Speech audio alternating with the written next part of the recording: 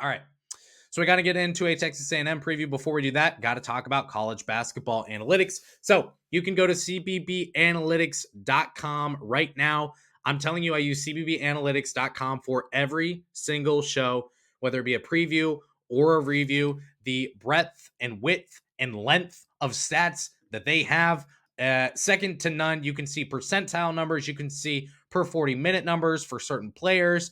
So if you want to see how Junie Mobley did on a per 40-minute basis against Texas, you can see that. You can put together a bunch of charts and graphs to see how Big Ten teams compare to one another, or how Ohio State and opponents compare to one another, and all of those sorts of things. You can go to cbbanalytics.com, sign up for an account. You can sign up for a free account. That's all good. Or you can sign up for a paid account. Use the code SHOT. That's SCHOTT. Use the code SHOT to get an entire month free. Feel free to DM if you ever have any questions about utilizing CBB Analytics, and we thank them for being the exclusive partner of today's show. Alrighty, this is going to be known as a big kahuna here in November. Ohio State taking on Texas A&M. Obviously, we know Ohio State, the big game is against Texas in Vegas. Raucous crowd there, of course, as you saw. This game in Vegas against Texas. Now we've got a real matchup against Texas A&M on a true road environment for Ohio State. So this is going to be a big one. Texas A&M and Ohio State are going to square off on Friday. It's a rematch of last year's game where Texas A&M came in the shot and picked up an early season win over Ohio State. So how do we project this one going? Well, first of all, let's get some background on Texas A&M. Texas A&M has played 2 games now. They're 1-1. They had a very, very surprising loss to UCF, who's probably not an NCAA tournament team. We'll see, but they're probably not an NCAA tournament team. They surprisingly lose in that one to start the season. And then later on in the week, they pick up a win over East Texas A&M. Casual alert. I don't know what their nickname is. I don't know what the heck an East Texas A&M is. Frankly, I may or may not have had to do some Googling to see if that's legit. East Texas A&M, by the way, 0-3. They're allowing 89 points per game and a minus 21 net margin per game. So tall task there for A&M. A&M is going to take on Lamar, I believe, this week before they welcome Ohio State to the friendly confines of whatever their arena may be called. 18th in KenPom is Texas A&M. Remember, Ohio State is 21st, and they're all the way up at 11 in Bart Torvik. So this is a very, very good team. The loss against UCF analytically does not drop Texas A&M. We'll find out as of the time of recording. I don't know if Texas A&M is ranked or where they'll be ranked in the AP on Monday. Do I really care? No, this is still easily a top 25 team. Now, offensively for Texas A&M, they're led by Wade Taylor, 3-time SEC player, all SEC player, and he's scoring again. He's leading the team this year. Overall, they're averaging 74 points per game. They've got a 112.6 offensive rating and 115.5 adjusted offensive efficiency. The pace, however, is limiting their scoring. That's not really anything new for Texas A&M under Buzz Williams. They've not been the fastest team in the SEC. They're not clamoring to get a bunch of shots up, but 74 points per game, yeah, that's fine. They couldn't score. I believe that they were, where's the final score in this game against UCF? It'll be somewhere. 64-61 is what the final score was in that one. So you score 61 points against UCF, and then you go out and you crush a directional school. So the numbers kind of even out. But again, the pace being a little bit slower, limiting some scoring. This is the best team. Last year, this was the best team around in second chance points. And even better this year is their second chance points production. And you may think that's coming from the front court. Last year, Wade Taylor was number 2 on the team in second chance points production. Number 3 was Henry Coleman. 4th was Anderson Garcia. And 5th was Solomon Washington. All 4 of those players are on the roster again this season. It was Garcia, Coleman, Washington. Those were the offensive rebounding leaders for Texas A&M.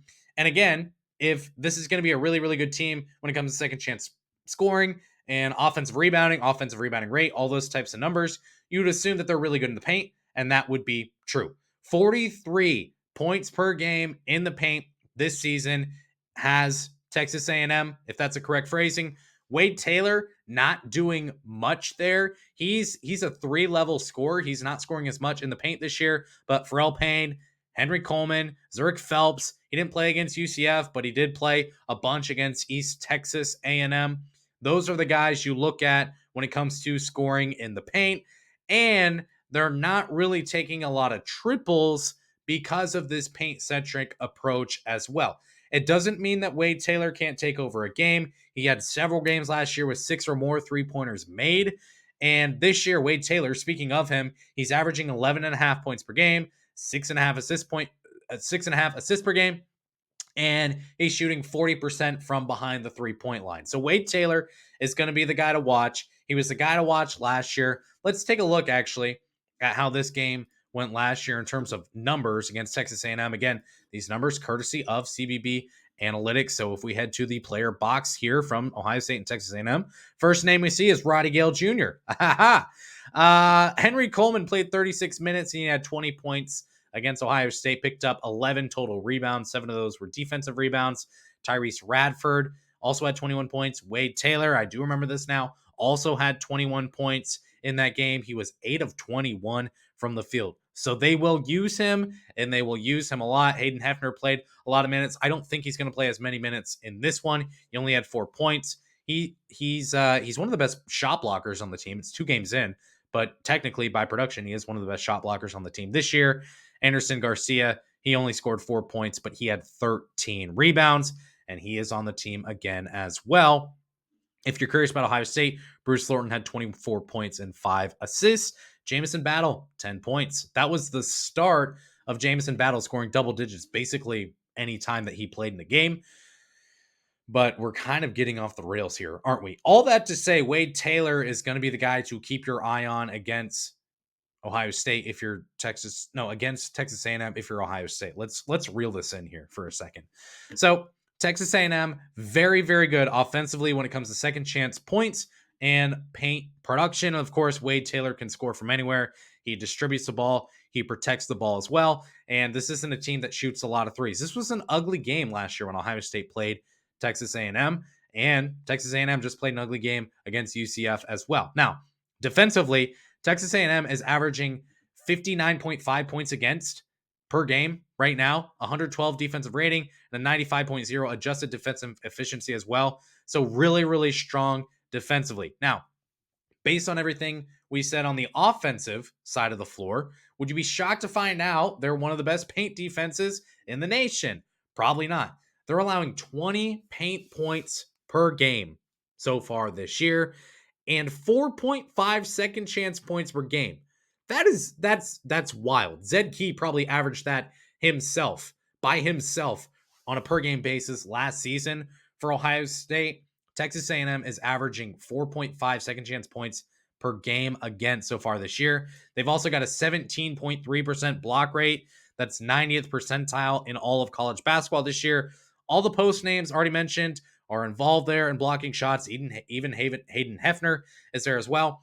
And they rebound the ball really, really well defensively. So Texas A&M on the defensive side of the ball, they like to muck things up.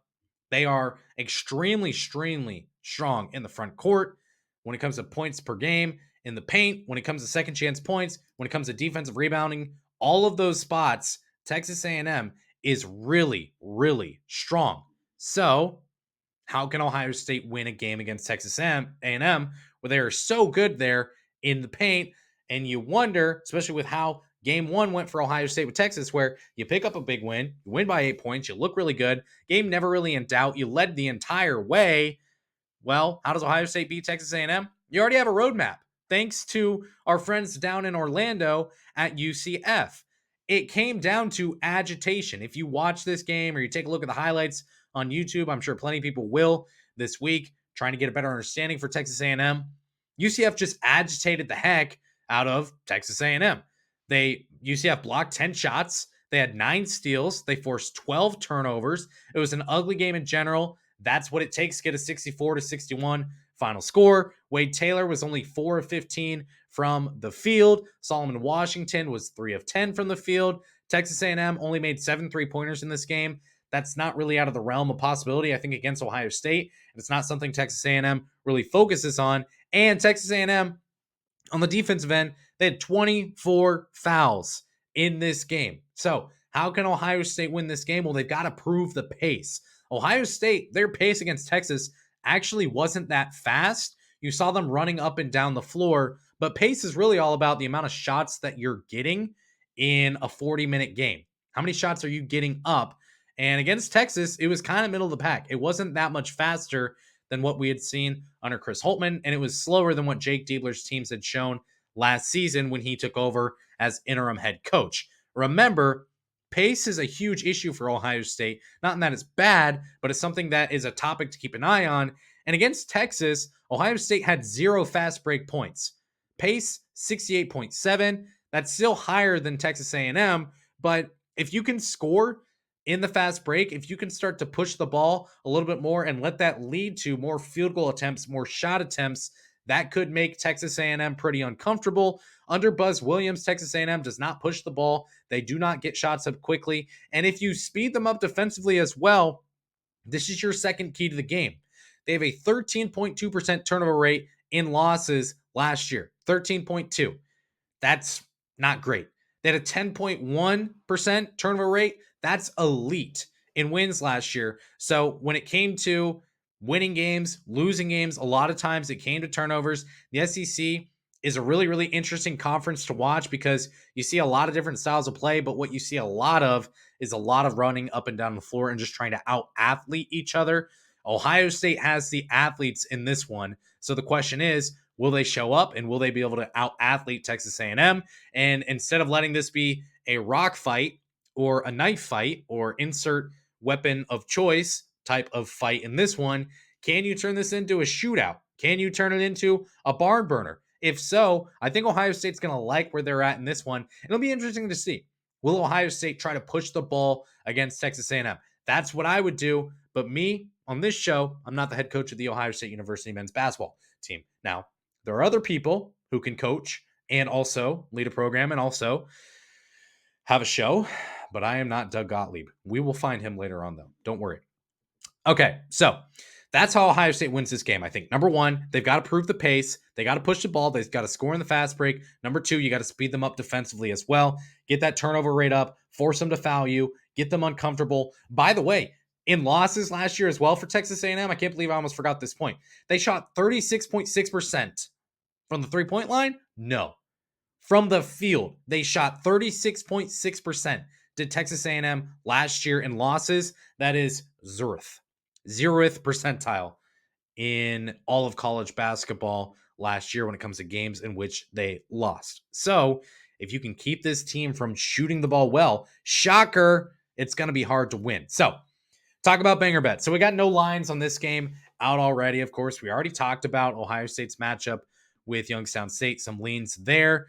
If numbers come out, I'm going to have some leans. So here's what I'm projecting right now. And these numbers are subject to change after Ohio State plays Youngstown State and after Texas A&M plays, I think Lamar is who they play this upcoming week before before Ohio State, probably on Monday as well. Here's what we're projecting right now. We would project the spread at this point to be Ohio State +5 against Texas A&M, somewhere around +5, maybe +5.5, maybe +6. But we'd expect Texas A&M, factoring in home court advantage, to be Texas A&M would be -5 against Ohio State. We would see a projected point total of around 147. So just file that away, put it in the back pocket, put it in your brain, and just let it sit there so that when the numbers do come out for Ohio State against Texas A&M, if Texas A&M is -8, then you're hammering +8 for Ohio State. If Texas A&M is -2, then you do what you got to do there. Again, total projected points, 147. How can Ohio State win this game? Again, it comes down to winning the keys to the game, which is obviously, like we said, proving the pace, pushing the ball, scoring in transition, scoring fast break points, all those types of things. It also comes down to speeding them up defensively. But how does Texas A&M win? They win in the front court. And that's really scary if you're Ohio State. After just a one-game sample size, what you saw from Sean Stewart and what you saw from Aaron Bradshaw in one game, it was not promising. Now, I personally, I don't think that it's that much of a concern yet. I'm not going to let it bother me that much. It's just one game. Again, on this show, we react slowly. We're measured. We take deep breaths every once in a while. Sometimes we take sips of water, like I'll do right now. 30 minutes into a show, goodness.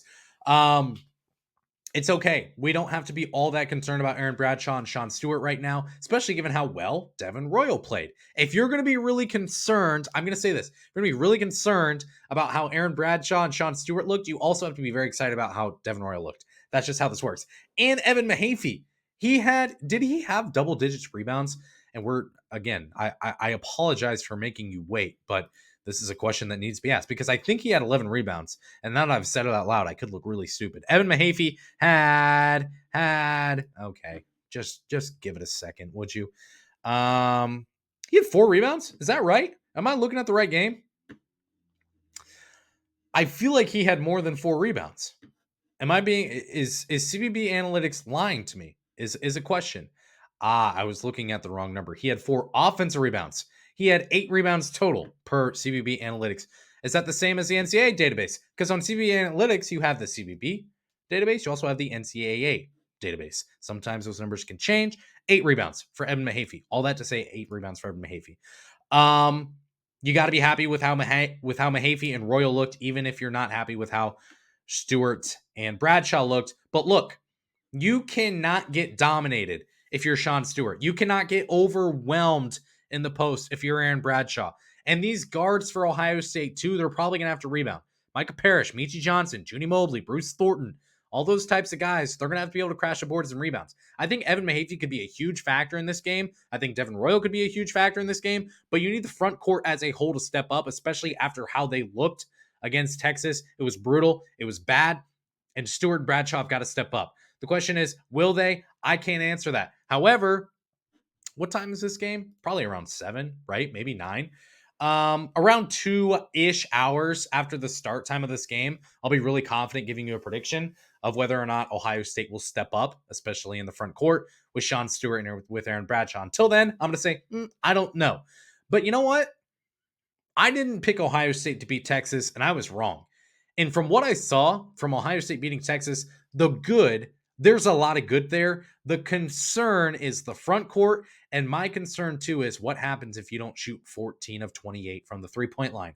What if you shoot 11 of 28 from the three-point line? If you do that against Texas, you lose 72-71.